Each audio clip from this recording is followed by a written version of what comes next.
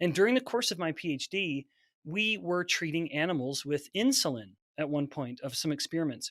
And even though the animals were eating the exact same amount of food, the animals that were getting the insulin injections to be hyperinsulinemic were fatter than the other animals were.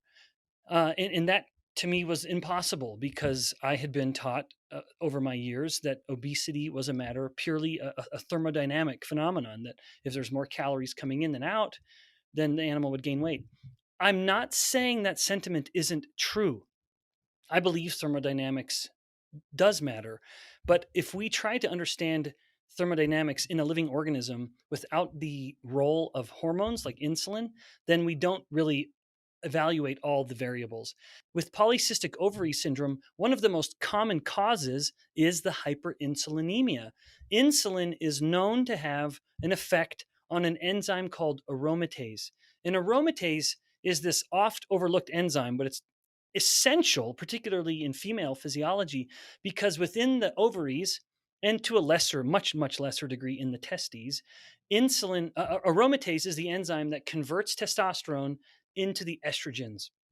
And so naturally, there's a lot of that happening in a female, particularly during her ovulatory cycle, where she has to have this really big spike in estrogens in order for ovulation to actually happen. But if the insulin is high, that's inhibiting the ovary's ability to flood the system with all these estrogens. And so her estrogens don't get high enough. And so she has ovaries that end up creating a lot of follicles, as happens every cycle. And rather than one of them popping out and ovulating, which tells all the other follicles to now go away back into nothing, we never have an actual ovulation because of the absence of the estrogen spike. So all of those follicles stick around in the ovary, making the ovary get bigger, and that's uncomfortable. And then the same thing can happen the next cycle and the next cycle. So again, to put a fine point on it, the elevated insulin prevents the estrogen spike, and the lack of an estrogen spike causes a lack of ovulation, and the lack of ovulation results in follicles that just don't know what to do.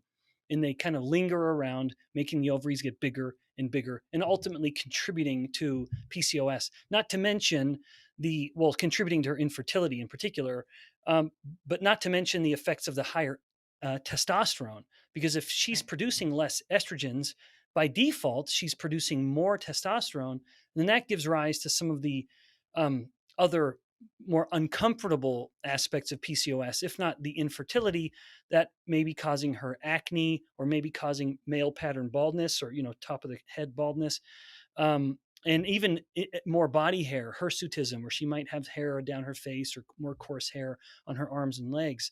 So that's even the most common forms of cancer, breast and prostate cancers. Once again, each one reflective of the sexes.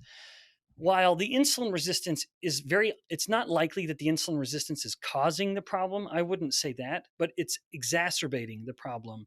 It's amplifying it, where we know that insulin promotes cell growth. And in particular, prostate and breast tumors are known to overexpress insulin receptors. And so more insulin receptors means these are cells that can respond better to insulin's pro-growth signal. And when you combine that with the tendency of this person to always be eating starches and sugars, well, that's the fuel for cancer. Cancer cells use glucose 20 times higher than normal cells do. And so not only are we telling the cells to grow because of the high insulin, which is always present in insulin resistance, but then we're giving them all the fuel they need to grow by flooding the system with all that glucose.